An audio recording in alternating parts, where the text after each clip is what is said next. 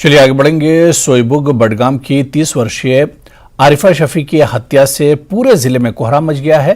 कई जगहों पर इस घटना का विरोध हो रहा है। लोग पुलिस से मांग कर रहे हैं कि हत्यारे को कड़ी से कड़ी सजा दी जाए। उल्लेखनीय कि इस हत्याकांड में पुलिस ने जिस आरोपी को गिरफ्तार किया है वो ओमपुरा इलाके का रहने वाला है। इलाके को पुलिस ने सील कर दिया है। 30 साल आरिफा शफी का जहां पर कत्ल हुआ है, हम बिल्कुल वहीं पे मौजूद है। और ये देखिए, ये वो मकान है, पुलिस ने इसे सील किया है। दरअसल ये जो मामला पेश आया था, 7 तारीख को आरिफा घर से मिसिंग हुई और 8 तारीख को उसकी फैमिली ने मिसिंग रिपोर्ट दर्ज की। उसके बाद जब पुलिस ने तहकीक शुरू की, पुलिस को यह मालूम हुआ जो इस मकान का मालिक है शबीर अहमद वानी, वो इस केस में मुलवस है, क्योंकि लास्ट कॉल उसी की पाई गई थी। जब कॉल ट्रैक की गई थी, उसकी कॉल ही लास्ट कॉल पाई गई थी। और उसके बाद पुलिस ने इस शबीर को क्वेश्चनिंग के लिए बुलाया था। उसके बाद जब शबीर ने एतराफ किया, उसने जब जुर्म कबूल किया, फिर उसने पुलिस को यहां पर इस मकाम पर लाया और यहां पर आरिफा का सर मिला। जी हाँ, इसी मकान में उसका कत्ल हुआ था। और फिर उसने कत्ल के बाद आरिफा के जिस्म के टुकड़े किए थे और घर और जो सर था उसका वो इसी मकान में पाया गया था। और जो बडगाम रेलवे स्टेशन का अहाता है, उसके आसपास बदन के जो जिस्म के दूसरे हिस्से मिले थे। पुलिस ने हालांकि इस मकान को सील किया है, इसलिए सील किया है ताकि इस केस की मजीद तहकीकात की जाए और कुछ मजीद सबूत इकट्ठे किए जाए, क्योंकि जो आरिफा का कत्ल है उसने पूरी वादी को दहला के रखा है। लोग गमो गुस्से का इजहार कर रहे हैं, जगह जगह एहतजाजी मुजाहरे हो रहे हैं। मुतालबा यही किया जा रहा है कि कातिल के खिलाफ सख्त से सख्त कार्रवाई की जानी चाहिए। पुलिस ने फिलहाल इस मकान को अपनी तहवील में लिया है, इसे सील किया है और इस केस की मजीद तहकीकात जारी है।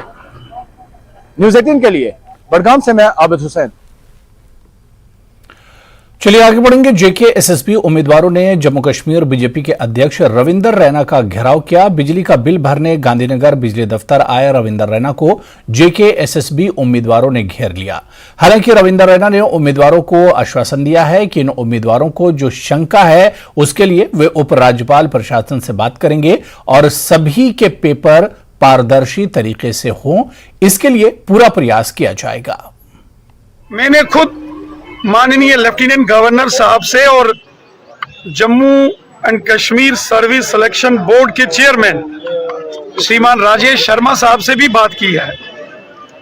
मुझे जो हमारे नौजवानों की चिंता है, उनका जो कंसर्न है, मैं उसको भलीभांति समझता हूं। आज खुद लेफ्टिनेंट गवर्नर साहब ने ये कहा है कि चूंकि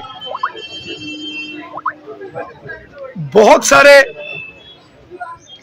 जो एग्जाम्स के लिए एडमिट कार्ड बच्चों को सौंप दिए गए हैं, अगले 10-12 दिनों में शायद सर रिटर्न एग्जामिनेशन की कोई डेट्स भी आई हैं।